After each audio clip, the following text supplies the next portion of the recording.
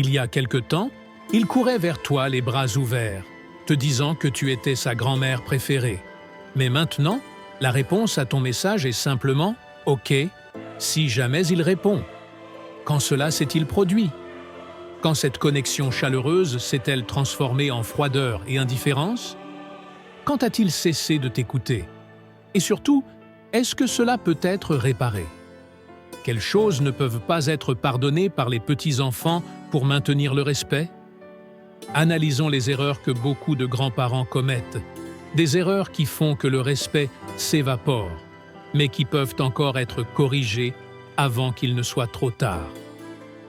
Dans un petit village au pied des montagnes du Tibet, vivait un vieux maître nommé Lakchen. Chaque jour, il s'asseyait devant sa maison et regardait le soleil disparaître lentement derrière les cimes. Un jour, un homme âgé aux yeux fatigués s'approcha de lui. Le maître lui dit, alors que l'homme s'agenouillait, « Mon petit-fils ne me respecte pas. Il ne m'écoute pas quand je parle. Il rit quand je donne un conseil et parfois il me répond de manière brusque. Je me sens un étranger dans ma propre famille. » Lakchen ne répondit pas immédiatement. Il sortit de sa veste un morceau de papier froissé et le déplia. Il y avait ces mots écrits. « Le respect ne peut pas être exigé. Il ne peut être que gagné. » Il regarda l'homme et dit « C'est toi qui lui as appris à te traiter de cette manière. » Le vieil homme resta immobile et répondit « Mais j'ai toujours été gentil avec lui. » « C'est précisément ton erreur, dit le sage. Tu as pardonné ce qui ne devait pas être pardonné. » Ainsi commença cette conversation sur le respect et les erreurs que nous commettons.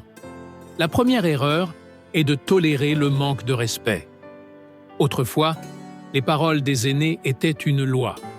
Si le grand-père parlait, le petit-fils écoutait. Si la grand-mère appelait, l'enfant venait. Mais le monde a changé. Mon amie, Anna Petrovna, a longtemps supporté lorsque son petit-fils l'interrompait. Elle souriait simplement quand il oubliait de dire « merci » et elle pardonnait quand il disait « grand-mère, tu ne comprends rien ».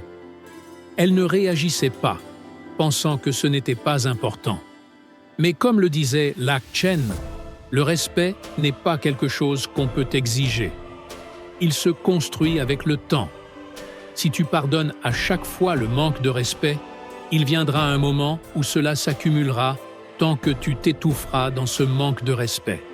Anna Petrovna l'a compris trop tard. En pardonnant l'irrespect, nous risquons de perdre le respect envers nous-mêmes.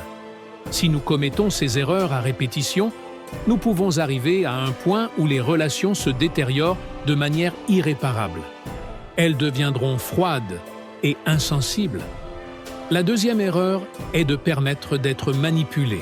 « Grand-mère, s'il te plaît, achète-moi un nouveau téléphone. »« Grand-père, tu es si gentil, donne-moi de l'argent, je te le rendrai plus tard. » Combien de fois avez-vous entendu quelque chose de similaire?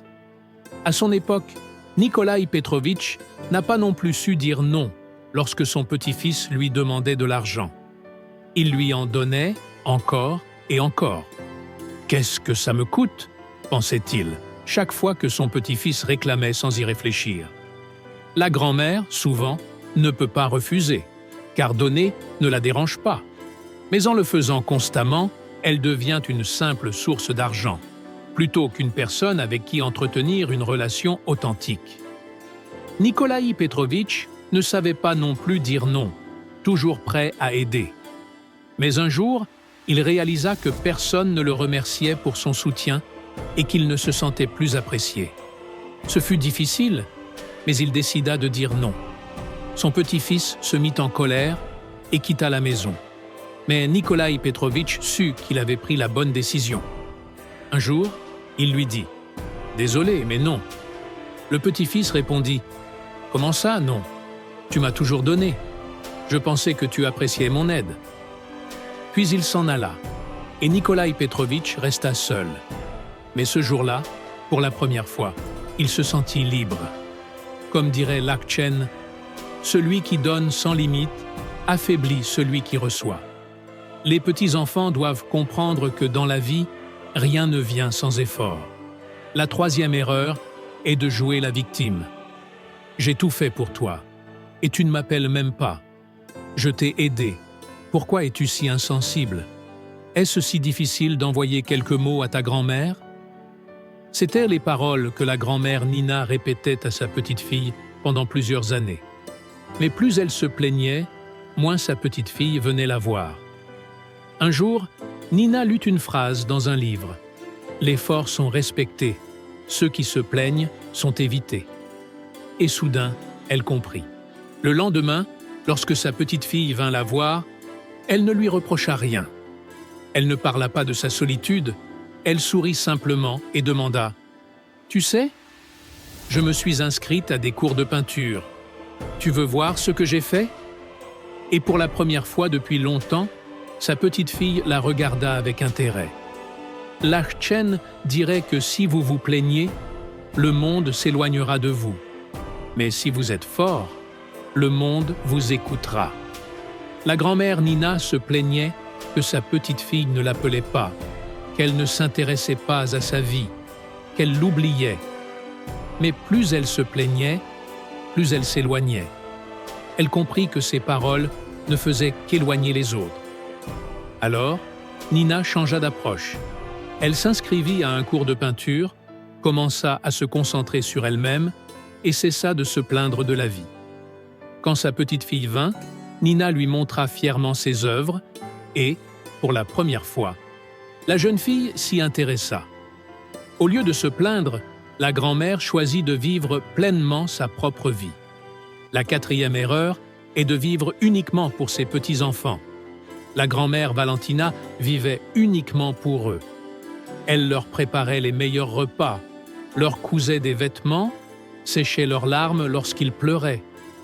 Mais un jour, lorsqu'elle tomba malade et passa la journée au lit, personne ne vint lui demander comment elle allait.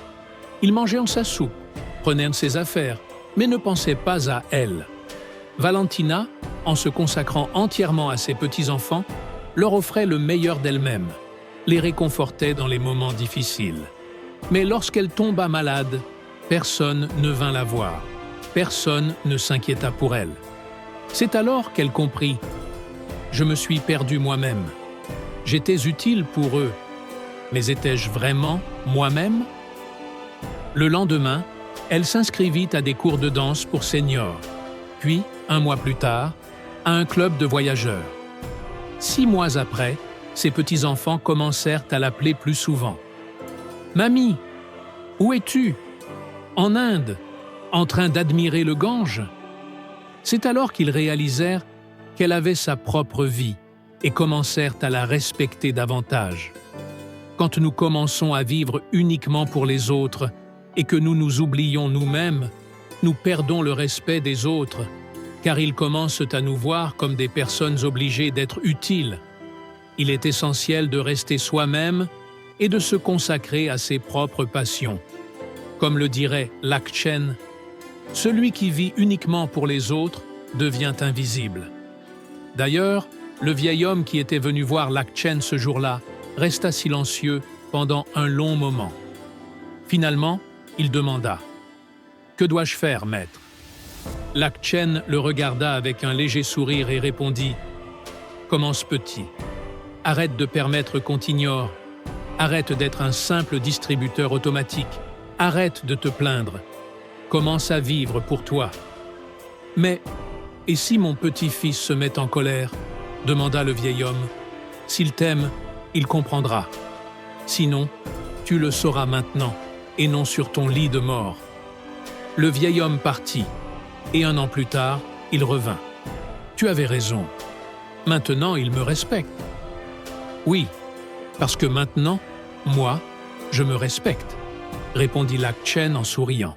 « Si ces paroles résonnent en toi, si tu as aimé ce que tu viens d'entendre, nous t'invitons à rejoindre notre chaîne. Tu peux t'abonner facilement en suivant le lien dans la description. Et souviens-toi, le respect ne se réclame pas. Il se gagne par nos actes. Si tu es intéressé par d'autres façons de préserver des relations familiales saines qui pourrait transformer ta vie, tu trouveras des conseils précieux et pratiques qui changeront ta perspective et amélioreront ta connexion avec les autres. La clé d'une relation solide ne réside pas dans ce que nous disons, mais dans ce que nous faisons chaque jour pour témoigner notre amour et notre respect. Alors, si tu veux renforcer tes liens familiaux et bâtir des relations plus profondes, n'hésite pas à me suivre et à rejoindre cette communauté qui transforme sa vie, un pas à la fois. Rappelle-toi, il ne s'agit pas seulement de donner, mais aussi de savoir recevoir l'affection de ceux que tu aimes, sans rien attendre en retour. C'est ainsi que se crée un lien véritable, un lien qui résiste à l'épreuve du temps. À très bientôt dans la prochaine vidéo.